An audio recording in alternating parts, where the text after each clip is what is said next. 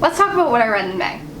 So I meant to film this last week, but instead I got all ready, sat in front of the camera, and ended up filming a video about audiobooks. And it wasn't until I took my makeup off that I realized, oh yeah, wrap up. That's what I was supposed to be doing.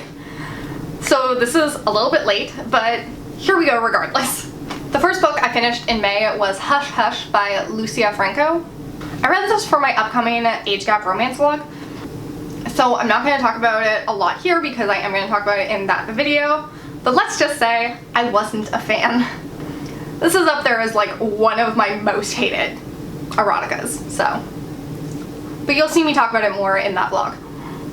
The next book I finished was To Love and to Loathe by Martha Waters. So this is actually the second book in a series. I never picked up the first book. I honestly had absolutely no desire to read it.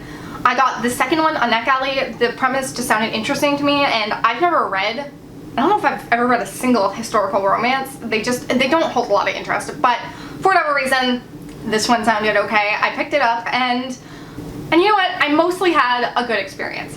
This isn't something I'm gonna remember a couple months from now. I will say that. It was pretty forgettable. Essentially, this is about a man and woman who take part in like the social season where they all try to like hook up and get married to each other at historical stuff. And the main character in this novel, she is a widow. Her wealthy husband has died, and she's essentially decided that she's ready to get back out there, except like she doesn't want an actual relationship, she just wants to have fun sex. And she decides to try out the no strings attached, friends with benefits sort of situation with her ongoing rival, I guess you could say, who is this duke or something, who's kind of known as a playboy. They make a wager that she thinks that she can find someone for him to marry before the year is out, and that somehow ties into things, I guess, sort of. I think that what worked for me is I enjoyed the characters. Now, I wasn't super attached to the characters in any way, but I did enjoy them enough that I enjoyed seeing their interactions. They had some pretty good banter at times. There's a fly in here, and it is going to drive me bananas. Honestly, their interactions is what made this book so enjoyable, as well as just the fact that I haven't read a lot of historical romances, so I think any sort of tired, overused trope I'm not used to because I just don't read these types of books. So I feel like if I did read this genre a lot, I probably wouldn't have liked this as much as I did. The things that I didn't like about it was that, first of all, there was a lot of references to the first book in the series, and there were enough references that I already get what happened in that first book, but I just found them annoying because like I didn't care about any of these characters. But I get that like obviously if you care about the series ongoing, I guess you would like that. There's also just a lot of like gossipy bits because this is the social season, and I think that's pretty popular in historical romances. I personally didn't care about this. I found it annoying. I don't want to hear about all these other characters that I don't know. It just wasn't really for me in that regard, and I do feel like if this is what most historical romances are like, I don't think it's a genre I want to pick up more of, but I enjoyed this for what it was. It was very easy to read. I will say I got probably 60% of the way through it when I realized that not a lot was happening. It wasn't really going anywhere, but I gave it 3 stars because it certainly wasn't bad. It wasn't a slog to get through, and I thought it would be, so low expectations made it an enjoyable experience. The next book that I finished in the month of May was Summer and Smoke by Coralee June. This is the second book in a series. I read the first book during my reverse harem romance reading vlog, and I enjoyed the first book a lot, but there were certain things about the book I didn't enjoy. There was the past and the present, and I really loved the present storyline, but I hated that we had to keep going back to the past, and I was hoping that they would ditch that in the second book. This series, like I said, is a reverse harem. There are 4 love interests, I believe, who are all connected to this girl. They're all kind of part of this like criminal underworld to some degree, except for the one who's a cop. There's kind of some mafia stuff, there's some boxing stuff, there's like a serial killer thing. It's just a lot of different tropes in one book, and I really enjoyed a lot of the dynamics. in the first book. I enjoyed the potential for where that could lead. And there was like one sex scene near the end where I was like, I'm very much into that, and if they give me more of that, I'm going to love this series. Unfortunately, I actually didn't like the second book nearly as much. I will say, like, it wasn't a bad book. I gave it 2.5 out of 5 stars because they did continue the past storyline in this book, and it was even less necessary in this book than it was in the first book. While I fucking hated it in the first book, I understood why it was there. In the second book, I have absolutely no idea of why this possibly needed to be there or why it would possibly be interesting to anyone. There also wasn't really any sex scenes that I found nearly as interesting in this book as I did in the first book, so that was upsetting. And while I certainly didn't hate it, I think Coralee is a pretty solid writer. I just didn't love it as much as I wanted to. I didn't grow as attached to the characters as I expected to. I am going to continue on the series in the hopes that the third one will really draw me in. I just don't feel like it's like quite living up to the potential it had. The next thing I finished was Medical Apartheid by Harriet A. Washington. I listened to this on audiobook, and this was a lot. This kind of covers the history of Black individuals being used essentially as medical experiments throughout US history. This had to cover such a huge range of time that at times it feels so incredibly dense because you're just getting so much information so quickly. I wish I'd had the physical books to be able to like follow along with dates and times and when things happen, but like this was just such a great eye-opening book and so very clearly well researched. I learned about so many things that I'd never heard about before, and it was upsetting. So you definitely have to be prepared before you go in because, I mean, there's literally nothing but the most upsetting details you can imagine. The amount of abuse inflicted on Black people against their knowledge, against their consent, it was kind of just astounding, you know, and it was all in the name of research. And it was also interesting to see that so much of this information exists because these doctors just like willingly wrote down all these atrocities that they were committing because at the time it was completely fine. It was completely okay for them to do this in the name of research because Black bodies were seen as lesser than, because they weren't seen as equal to white people, and so the doctors knew they could write all this down and like get away with it. You definitely learn a lot of valuable information, and I think that anyone in the medical industry should definitely listen to this book. It also talks a bit at the end about how these things are still happening. It's just that instead of happening in the US, doctors and researchers are now going over to Africa and doing it there, which is horrifying. I think if you're at all interested in this issue, I think this is an incredibly well-researched and well-communicated book. I expected a lot of the information to go over my head, but I feel like the author did such a good job of explaining it. So the next thing I finished was the comic series Monstress, volumes 1 through 5. I'm currently completely caught up to where they are, although I don't know if I'm going to continue on with the series. If a series is available for free to read, I will pretty much always just continue on because it's easy and it's available, and you know, regardless of if I love a series, I'm usually connected to one character or another. So with this one, somehow I just ended up reading all the ones that were available, despite the fact that I wasn't loving it. I did end up loving the newest volume though. Volume 5 was definitely my favorite by far.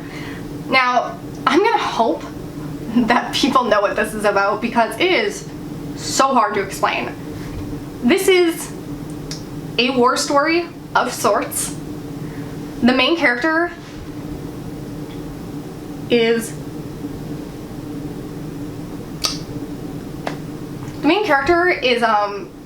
partly inhabited by this god of some sort, demigod, I don't know, but it comes out at times and just like eats people around her, and you don't really know if it's bad or good, and you don't really know a lot. At least I didn't know a lot, and I think partially that's because I don't read fantasy. And so this was just really fucking confusing for me. I also don't read the war stories. Someone compared it to Game of Thrones, and I was like, see, that makes sense. Like, that sounds applicable to me, even though, once again, I've never read Game of Thrones, but the way that there's, like, a bunch of warring nations, and you have to keep track of, like, who is who, especially because it's, like, a fantasy world, so most of these words are not words I would use in real life. It has, like, it should have its own glossary at the end that explains to me what all these words are. And essentially, I found it very, very hard to follow along. And after a while, one of the things that, like, really bothered me was that it is unbelievably emotionally manipulative. They make this one character, and the character is very clearly for you to just fall in love with, because she's just this, like, cute, tiny little fox character who is the sidekick to the main badass bitch. And then they take that little fox character and they constantly put her in peril. Like, at all times. I swear to God, I cannot count the amount of times an issue would end with this little fox character, like, nearly dying, or just being in immense physical distress. And I was just like, okay, you manipulative bastards. So, I didn't love that, but I will say that that character, as well as the cat character, are definitely what kept me reading through the series. As I mentioned, the last volume, I feel like the stakes really got raised, and it just made things a little more real, because for a while it kind of felt like we were playing through the same storyline over and over again, where they would, like, go to this new nation and they would be in mortal peril, and then they would get out, and, like, it just, it felt almost like I was watching like some sort of anime or something. I don't watch a ton of anime, but whenever I'd watch, like, we tried watching Inuyasha, and, like, you know, we watched, like, Pokemon back in the day, and it would kind of, every episode you'd repeat the same storyline. It just felt like that. I didn't hate it. I didn't love it, though. And I'd probably only give it, like, 2.5 stars overall. Immediately after that, I tried to read Mercy Sparx, and I only got through 1 volume of that, and then I was like, I'm not doing this again. If I don't like it, I'm not continuing on. So I did not read any more of this. I quit after 1 volume, and I'm not going back. I thought I would like this more than I did. Mercy Sparx is about a demon or something that gets taken from hell, and now she has to hunt down these angels who've run away from heaven, or run away from their cause, essentially, and she's supposed to be bringing them back. She's basically a she's basically a bounty hunter for angels. And I just felt like it wasn't good. Like, it wasn't funny. I think it had a crossover with Hack Slash, and I loved Hack Slash, and I was expecting to be more in line with that and to have, like, a witty sense of humor and stuff, and it just didn't. All the jokes that they had landed flat, and it didn't feel like it really had a ton of personality. I just wasn't into it. It felt, I guess it felt just a little too young for me. It felt like it was made for, like, 13-year-old boys instead of adults, which it might have been. I don't know. Anyways, I'd give that, like, 1.5 stars. The next thing I finished was Groupie by CM Stunich. This was a reverse harem erotica. I've read tons of books by CM Stunich in the past, and this was such an interesting experience because the other books I read by CM Stunich was her Boys at Prescott High series, which was horrendously written, but it was so addicting. Like, I fell in love with every single character in that story, and so despite the fact that there was just so much that needed to be edited out, I decided to read all 5 of them anyways, and just kind of obsessed over them a little bit. This Groupie was originally written before her Prescott High series, and so I was expecting that it was going to be really, really bad. And weirdly enough, it was so much more well written. I don't know what happened in between this and the Boys of Prescott High series, but my theory is that she's trying to write more. I know that, like, it's really hard as an indie romance author to, you know, make a living wage, and that one of the ways that a lot of writers do it is they pump out a lot of novels in 1 year. And so I'm guessing that she just isn't able to go back and edit herself. I was just shocked at how much better written Groupie was. Now, despite that, unfortunately, I actually didn't like it as much as The Boys Prescott High, because despite the fact that it was much more solidly written, there was a lot of the stuff I hated about the Prescott Boys series was edited out of this, which I appreciated. I feel like the characters just weren't as interesting. I haven't even said what this book is about yet. Groupie was a reverse harem musician romance. The main character finds out that her dad has passed away, and she's just gone through a breakup with her longtime boyfriend, and all of a sudden she has nowhere to live. She has this concert ticket to go to this concert that she was supposed to go to with her boyfriend. She was gonna sell tickets to go see her dad, but now that he's dead, she's like, I'm just gonna go to this concert and try to forget about how fucking terrible my life is, just for a couple hours. And of course, she catches the eyes of these boys, and she ends up on their tour bus. And she ends up sleeping with all of them in like 10 minutes. I was like, you go, girl.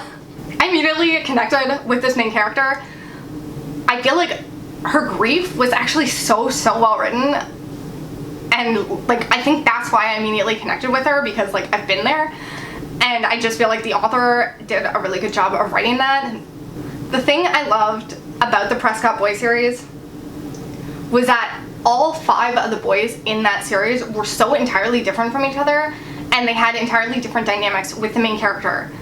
And I feel like that's really hard to do in a reverse harem, but it's something that's really important, because if they all just have the same relationship 5 times over, everything blurs together and it's not that interesting. I think that in Groupie, that was part of my problem. I don't feel like each of these characters was their own person. There was one character, Paxton, who's like the asshole of the group, and he's the only one. He was the only one in the group that was actually distinguishable. The rest of them just completely blended together, and I couldn't really tell you a lot about any of the characters individually. I also just felt like their relationships with the main character weren't that interesting. They all just treated her pretty nice, and they all got along with her, and that was pretty much it. There was a sex scene or two that I enjoyed a lot. I'm definitely going to continue on this series because I'm hoping I like the subsequent books more. It definitely wasn't a waste of a read. I could picture a ton of people loving this. I just wish that the characters were a little more interesting. I gave this 3 to 5 stars. The next thing I finished was Loathe, Lamora by Scott Lynch. This was on my DNFs, and I decided to try it on audiobook. And that was such a good decision for me. So I originally tried to read this, couldn't get through it, because it is just so dense, and the way it is told drives me absolutely insane. Every single chapter is, first of all, like 50 pages long, and they're all split up into other sections so that they can go back and forth between the past and present. I find that unbelievably annoying. I can't follow it, and it drives me nuts. There's also way too much detail about the surroundings and the buildings and all that crap, and that's not something I particularly care for. There's not a lot of dialogue, which makes it a very dense book. So I kept falling asleep trying to read it, and eventually I just DNF'd it. So I decided to pick it up on audiobook, and it didn't quite meet my expectations, but I did enjoy it a lot more. I read Six of Crows, and I absolutely loved it. I'm definitely a heist sort of bitch. I've mentioned this before. I love a good heist. I absolutely fell in love with Six of Crows, and I was expecting this to be Six of Crows but more adult, because that's how it had been sold to me. Unfortunately, I don't feel like this quite lives up to that, and for a lot of people they're going to see these things as positives, whereas I see them as negatives. I don't feel like these characters are very good at heists. The thing about reading Six of Crows is, like, Kaz Brekker is a genius, and now I feel like for a lot of people they think that's ridiculous because he's like 17, and the fact that he knows everything and is one step ahead at all times seems like a little bit much. But I enjoyed that. That is one of the things I like about heists, is like when you get to the end and it all comes together. The thing about the Loathe, Lamora is it just feels like they're in over their head throughout the entire book. Like they get into a situation and then like they become fucked, and then they try to get out of it, and then they're even more fucked, and it just like keeps snowballing, and they very rarely come out ahead. So I just spent a lot of time thinking like, oh, this guy's kind of an idiot. I definitely enjoyed the first half of this book more than the second half. I enjoyed hearing about how they learnt to be the criminals they are. I enjoyed hearing about their little gang and how it all came together and how they became like this found family sort of thing. I enjoyed all that. I didn't enjoy all the inner workings of the city and watching all that play out. It just held no interest for me. I feel like I spent a lot of time getting to know Locke Lamora. I was about to ask what the character's name was. Oh my god. It's in the title. I feel like we spent a lot of time getting to know Locke Lamora and his ragtag crew, and not a lot of time getting to know anyone else in the city. So when the second half of the book ended up being about all these other people in the city and what ended up happening politically and all that, I just didn't care. I am going to probably listen to the second book on audiobook again because I'm interested in continuing on with the characters I actually care about. I did give this 3.5 stars, which is a pretty good rating because I really did love that first half of the book so much, and I did enjoy some of the things at the end that tied back to things at the beginning. I also loved how high the stakes were because like some real shit went down, and I can definitely appreciate that. Next thing I finished with Heavy Vinyl Volume 1. This is about a group of girls who work at a vinyl shop who also have this sort of vigilante girl group. I'm not going to talk a lot about this. I enjoyed it. It was cute. It was fun. There was some like feminist takes. There was like a little bit of comedy that I enjoyed. I enjoyed most of the characters and the different interpersonal relationships between them. I just felt like this was a very solid, happy series, which sometimes I'm looking for in between all the other comics I read that are less happy and more horror. The last book I finished was The Worlds We Make by Megan Crewe. This is the third book in a series that I read a really long time ago. I finished the first 2 books of these probably in high school, back when like dystopian or post-apocalyptic books were all the rage. I actually included the first book in the series on my most underrated books because I really did love that first book. I felt like it was a really solid entry into that genre because let's face it, most of that genre of books, most of that era of books were not good, and I feel like this is one of the stronger ones. I listened to this third book on audiobook because I just realized I'd never finished the series, and I was like, you know what, I'll just kind of force my way through it despite the fact that these types of books are no longer the types of things I read. This series was about a pandemic that breaks out, and this girl who may have the cure because her father was working on it before he died. She ends up having to leave her island with some of her friends to try and get this cure to somebody who can spread it out to the rest of the world. This is the third book in the series, so I can't speak a lot about what happened in it, but I gave it 2.5 stars, and honestly, it's not really because the book was good or bad. This isn't my type of read anymore, and I hadn't picked up this series in like 10+ years, so I wasn't feeling a lot of anything about it. I will say that one of the things I appreciate is that there were real stakes in this series. Characters you care about do meet untimely ends. I feel like the characters make smart choices for the most part, which doesn't always happen in teen novels. And the low rating really shouldn't be anything against the book. It's just not something that I pick up a lot anymore. Those were the things I read in May. I almost said March. Those are the things I read in May. I hope you liked this video, and I hope you come back again soon. Bye.